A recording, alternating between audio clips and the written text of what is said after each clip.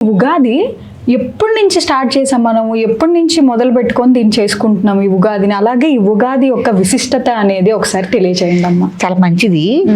అసలు ఉగాది అనేది పండగ ఉగాది అని ఇప్పుడు మనం పిలుచుకుంటున్నాం, కానీ యుగాది అంటే యుగాలు మారుతూ వస్తున్నాయి కదా. ఎట్లా త్రేతాయుగం, ద్వాపర యుగం, కలియుగం, అట్లా యుగం. కాబట్టి ఇది ఉగాది కాదు, యుగాది. అయితే ఫస్ట్ బ్రహ్మ తన సృష్టి కార్యం చేశాడు.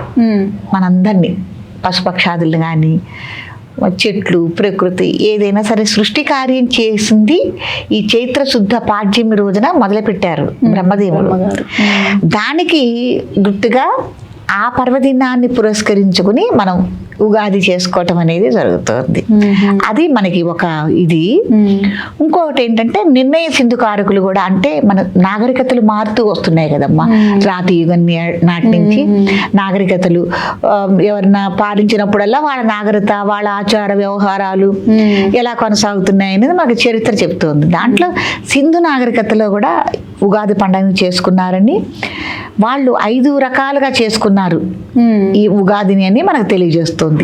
వాళ్ళు తాళపత్ర గ్రంథాల్లో వాళ్ళ పుస్తకాల్లో రచించి అట్లా ఉంచేశారు, లిఖించి ఉంచేశారు ఉగాది ఎలా చేసుకున్నాము అంటారు.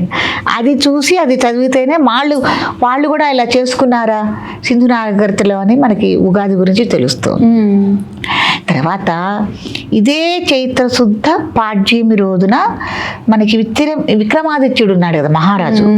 ఆయన అనేక రాజ్యాలు చేసి ఇదే రోజున తన రాజ్యాన్ని స్థాపించాడని చెప్పబడుతోంది. వీటన్నిటి గురించి మనం వివరంగా మాట్లాడుకుందాం. అలాగేనమ్మా, తప్పకుండా. ఇది ఇప్పుడు చైత్ర శుద్ధ పాడ్యమి అన్నారు కదా, ఏ సంవత్సరంలో మొదలై ఉండొచ్చు ఈ ఉగాది అనేది? ఫస్ట్ ఉగాది అదే బ్రహ్మ సృష్టి కార్యం. బ్రహ్మ సృష్టి కార్యం అంటే మన ఇప్పుడు ఇంగ్లీష్ వాళ్ళ పద్ధతి ప్రకారం జనవరి, ఫిబ్రవరి అవి మనకి నెలలు. అసలు మనకైతే మన సనాతన ధర్మాన్ని ప్రకారం అయితే మనకి ఉగాది చైత్రం, వైశాఖం, ఈ 12 నెలలు మనకి ఇప్పుడే నూతన సంవత్సరం.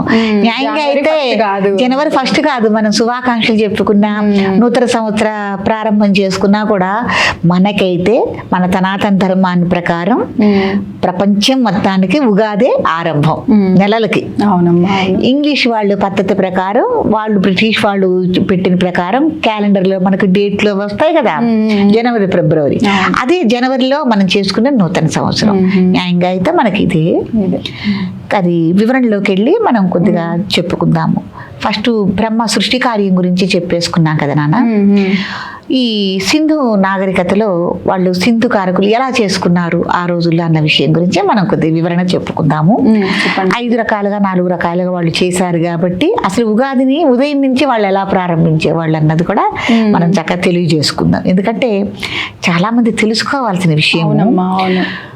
తర్వాత ఏంటంటేనమ్మా, మనం కూడా ఏం కోల్పోతున్నాము? కొన్ని పండగల్లో ఇప్పుడు కాలాలు మారుతున్నాయి, వ్యవస్థలు మారుతున్నాయి, పద్ధతులు, ఆచార వ్యవహారాలు అన్నీ మారిపోతున్నాయి. మారిపోతున్నప్పుడు కొన్ని మనం కోల్పోతున్నాం. ఏం కోల్పోతున్నాం అనేది కూడా మనకు తెలియాలి. కాబట్టి తెలియాలి.